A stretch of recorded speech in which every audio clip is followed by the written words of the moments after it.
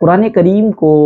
خریدنا اور قرآن کریم کو بیچنا بالکل جائز ہے۔ قرآن کریم کے خریدتے وقت اس کا بھاؤ تاؤ کرنا، مول بھاؤ کرنا جائز ہے۔ قرآن کریم کے ہدیہ کرتے وقت یعنی خریدتے وقت لوگ عموماً یہ سمجھتے ہیں کہ قرآن کریم کا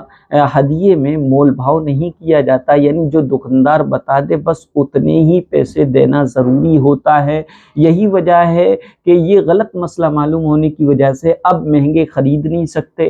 اور سستے ہی خرید سکتے ہیں، کم کر نہیں سکتے۔ اس لیے مارکیٹ میں انتہائی درجے کے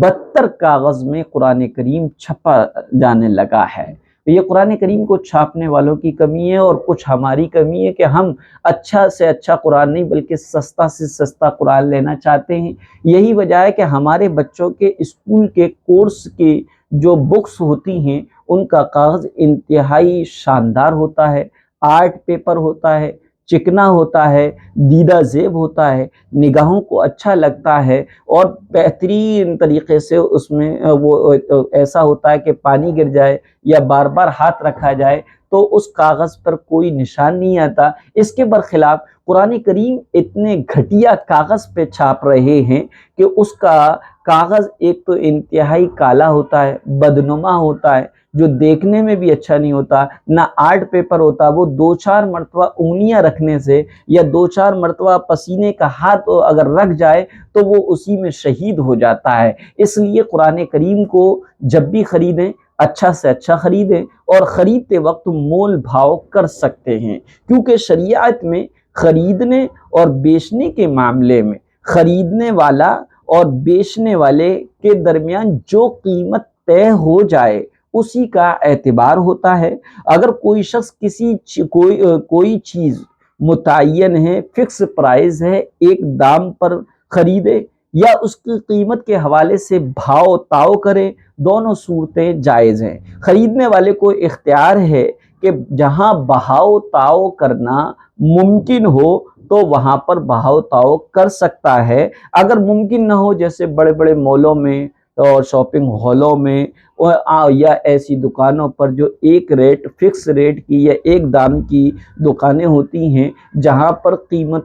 چیزوں کی قیمتیں فکس ہوتی ہیں، مقرر ہوتی ہیں، طے ہوتی ہیں، تو ایسی صورت میں مقرر اور فکس پرائس پر بھی خریدا جا سکتا ہے۔ البتہ جو لوگوں میں یہ بات مشہور ہے وہ بالکل جو ہے ویسے ہی مشہور ہے، اس کا ثبوت کسی بھی حدیث سے نہیں ملتا۔ لوگوں میں یہ بات مشہور ہے کہ اتنا بھاؤ تاؤ کرو کہ پسینہ بہہ جائے، ایسی کوئی حدیث نہیں ملی ہے۔ اسی طریقے سے آپ نے قرآن کریم کو خریدا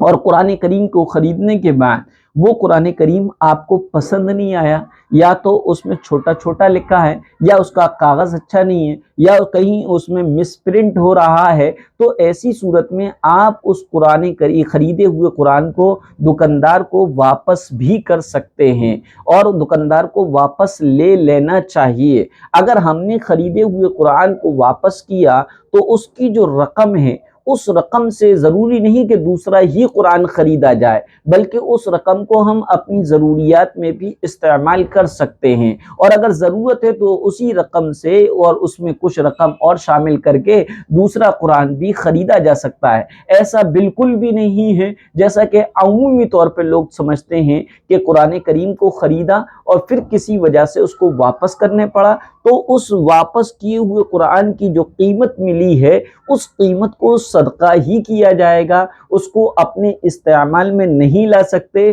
ایسا لوگ مانتے ہیں۔ حالانکہ یہ بالکل درست نہیں ہے، بلکہ آپ واپس کیے ہوئے قرآن کی قیمت کو اپنے اخراجات میں، اپنی ضروریات میں اس کو خرچ کر سکتے ہیں۔